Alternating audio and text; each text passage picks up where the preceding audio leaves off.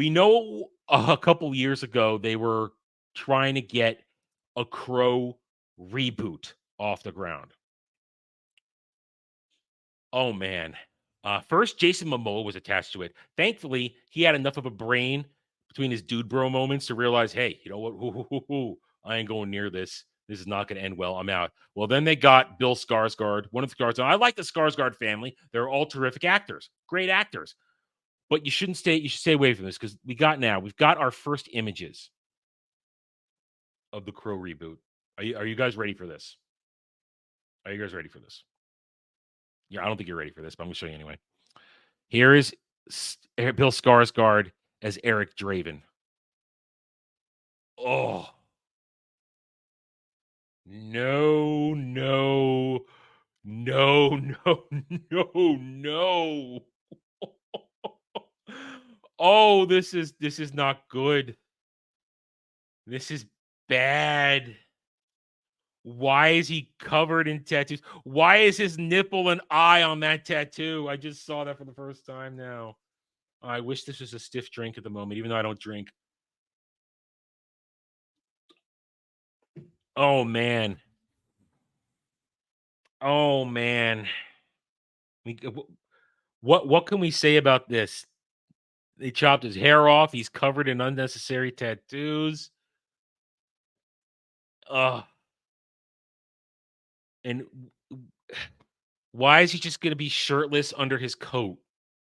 I don't understand. I don't understand. You're right. It is Jared Leto Joker all over again. This should never be. The Crow is a cult classic that is in part a cult classic for the movie magic that they had to do to finish the movie after Brandon died. I mean, this is just not good. Not good. I don't know what else to say about this except that it's bad. I mean, let's read what they have to say a little bit here.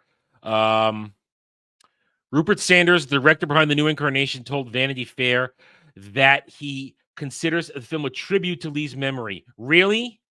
Really? You call this a tribute? I call this disgusting. This is terrible. This is terrible. Even though it offers an entirely new take on the horror. When was The Crow a horror movie? If you're approaching this as a horror movie, you're approaching it all wrong. It's a movie of vengeance, plain and simple. This isn't right. That's not. If that's how you're approaching this, you're all wrong. Based on now, I never read the comics, but I only care about the movie. Brandon was an original voice, and I think he will always be synonymous with The Crow. Yes. Nobody thinks about the TV series. Nobody even talks about the horrible sequels that followed. They were all terrible. And I hope he's proud of what we've done and how we've brought the story back again. Oh, I bet you brought it back for current day. I don't want this in current day. That movie works because it could be anywhere at any time with how it's all set up. His soul is very much alive in this film. He adds, Sanders said, adding that Skarsgård brings a disturbing beauty to the role. There's a real fragility and beauty to this version of The Crow. And you think Bill feels like such of that?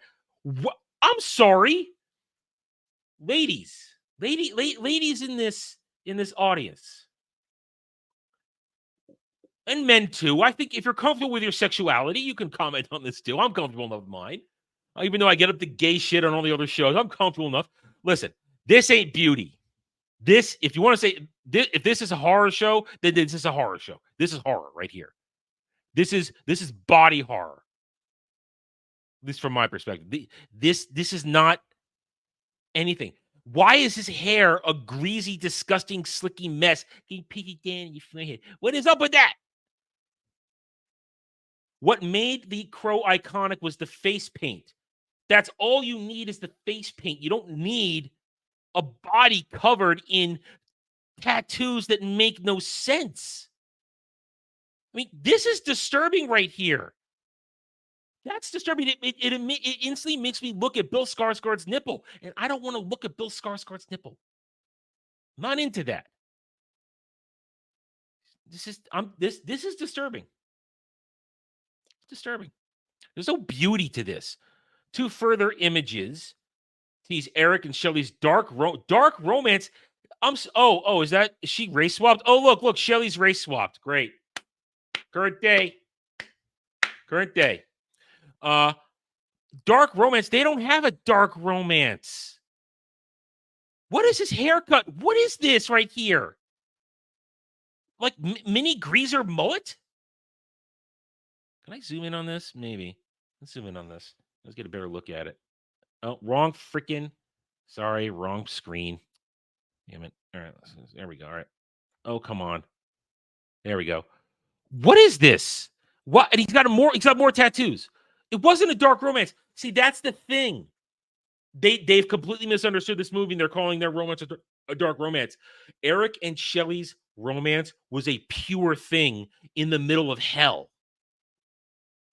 And that's why it's a tragic romance, because they were murdered. And she was defiled.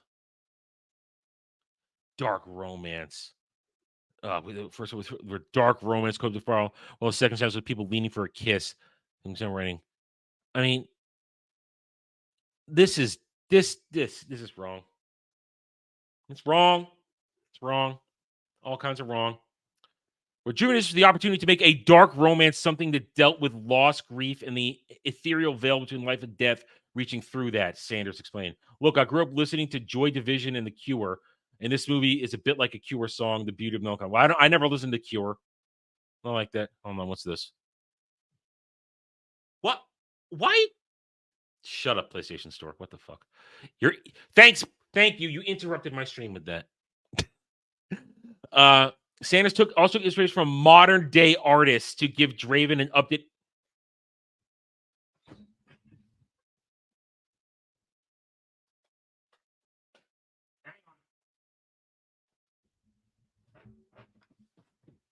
Full screen for a second here. This does not need an updated appearance.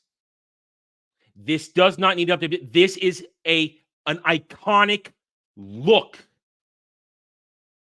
You don't need to current day modernize this. You don't need to. That's what's wrong with these directors these days. Oh, I need to make it modern. Hang on, bring it back up. There's one more part to put up there. Sorry. I want to make it modern. Influence from Post Malone and Lil Peep. I don't even know who these people are. Conjure a relatable character. One of the host people who are 19 today could look and go, that guy is us. This movie it was already fucked. Now it truly well and is fucked. Because I didn't look at Eric Draven and think that's me.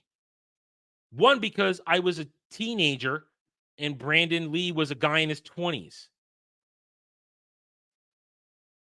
I didn't look to him thinking. I just looked at a cool ass story about a dude out for revenge, kicking all kinds of ass.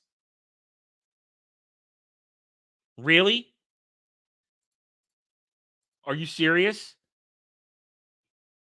This reeks of some guy going, "Oh, here's a hip and modern current day dude that was maybe cool. I'm going to throw it out there. Hey, I guess these are what the kids are listening to." This is not how you make a movie. This is not how you create characters that are relatable. You don't need to make a character the likes of this and that, influenced by this and that, to connect to people. You just make a good character. You know how we relate to Eric Draven? The man watched the woman he loved be brutalized. And he went out for revenge, came back from the grave to get revenge on the people who destroyed his life, literally. That's all you need to relate to. That, man, if somebody did that to my woman, I too would come back from the grave and destroy those MFers. It's a very that's the only connection you need, that a real man would seek revenge if his woman was defiled and murdered. That's pretty simple. I don't need goddamn rappers and tattooed freaks to get me to relate to somebody. Good Lord, this movie is done. This thing's DOA. I can't wait to keep track of this one when it drops. Wow. Wow. That was bad. I didn't expect that to be that bad. I only started reading the article and I stopped at the pictures. I didn't know. Oh, whoa. Good Lord, man. That is atrocious. Thanks for watching, everybody. If you'd like to reach out to me, please email me at theranernerd@gmail.com for all channel business purposes. I am on Twitter now, mostly for promotion and sharing of videos, maybe a little shit stirring here and there, who knows, at The Ren Nerd. You can also find me at the Geeks and Gamers forums under @ROAS, and you can see me on Rumble and Odyssey under The Renaissance Nerd. Thanks again for watching.